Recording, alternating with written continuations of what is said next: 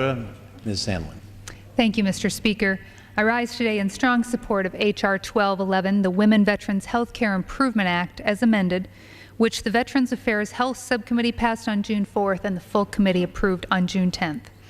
I would like to thank Chairman Filner, Ranking Member Bouyer, Subcommittee Chairman Mike Michaud, and Subcommittee Ranking Member Brown for their leadership and support of this bill, as well as my colleague on the Subcommittee of Economic Opportunity, the distinguished Ranking Member Mr. Bozeman of Arkansas, for co-sponsoring this important legislation. I'd also like to take a moment to give special recognition to Chairman Filner for his leadership on this very important issue. He had mentioned the roundtable that the full committee hosted, his brainchild, to bring all of the women who represent different veterans service organizations and women veterans themselves to speak to their experiences and to better inform and educate committee members about the extraordinary circumstances that they have faced time and time again as they have sought care in VA medical centers. So I was extremely pleased to introduce this important legislation on February 26, 2009, proud of the bipartisan support the legislation has garnered. And the roundtable discussion hosted by Chairman Filner illustrated even further how imperative the passage of this bill is for our women veterans.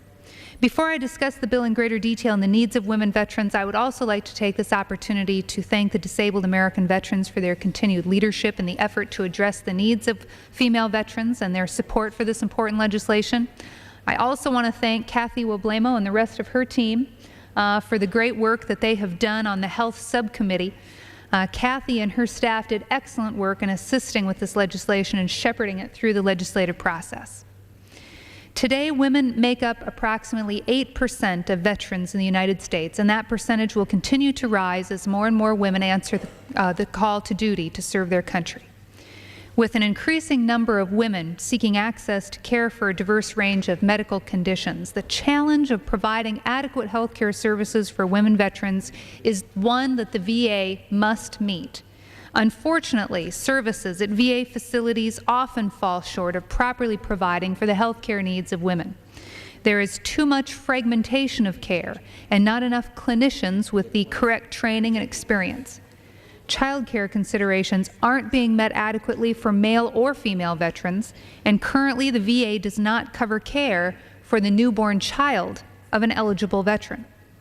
To answer these challenges and others, H.R. 1211 takes a number of important steps to help the VA provide the services and care that our women veterans need and sets the VA on a path toward providing even better care in the future.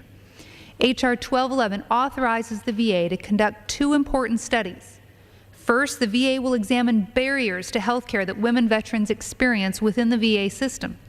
This study will examine the full range of barriers, including the lack of comprehensive primary care, the sensitivity of VA providers regarding gender-specific issues, the stigma of seeking mental health care services, and the availability of child care. The second study is a comprehensive assessment of the VA's Women's Health Program with the task of developing a strategy to improve services at every VA medical center.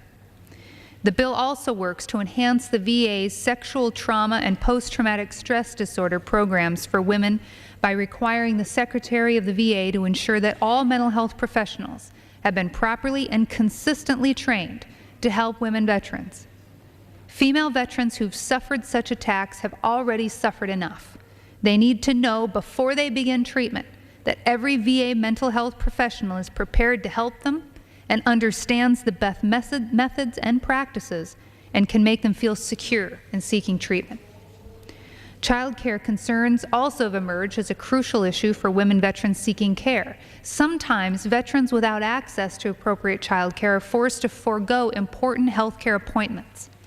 H.R. 1211 begins to address this issue by authorizing a child care pilot program for patients and requires the VA to carry out this study in at least 3 veterans service networks. Possible forms of child care assistance include stipends for child care centers, the development of partnerships with private agencies, and collaboration with other federal agencies that have similar programs. H.R. 1211 also requires the VA to provide 7 days of medical care for the newborn children of women veterans. Currently, the VA has no provision to provide care for these infants. However, 86% of Operation Enduring Freedom and Operation Iraqi Freedom women veterans are under the age of 40, and this benefit represents an important update of VA policy.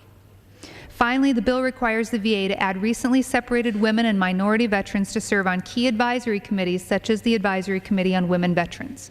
The VA must ensure adequate attention is given to women veterans programs so quality health care and specialized services are available for both women and men.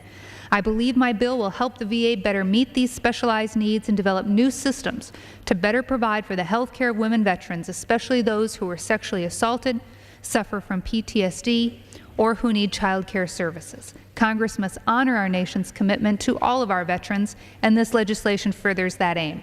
Again, I want to thank Chairman Filner for his outstanding leadership on this issue, and I urge all of my colleagues to support H.R. 1211.